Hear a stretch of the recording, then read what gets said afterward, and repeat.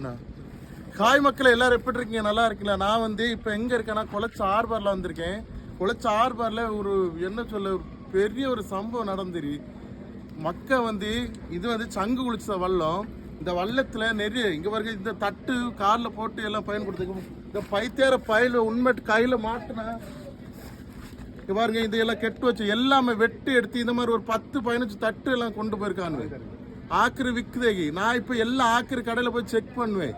அதில் எவன் இந்த இருந்ததோ உண்மைட்டு கலாண்டவனை நான் பிடிச்சாம நான் போக மாட்டேன்.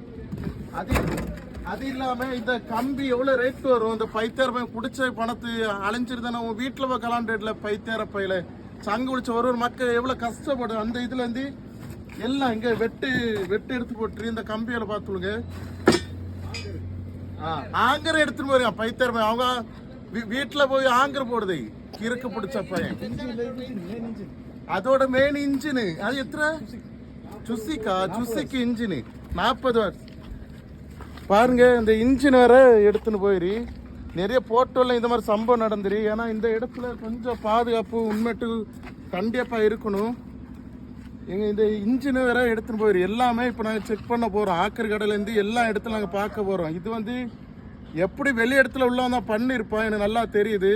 இந்த மக்கள் உண்மைட்டு எவ்வளோ தூரம் கஷ்டப்பட்டுன்னு வர வல்லம்னு தெரியுமா? நஷ்டடி உண்மைட்டு கொடுக்கணும். அவனை கண்டிப்பாக அந்த பைத்தர் பையில பிடிச்சி வச்சுண்டி கொடுக்க அட்டியை மட்டும் பாருங்க.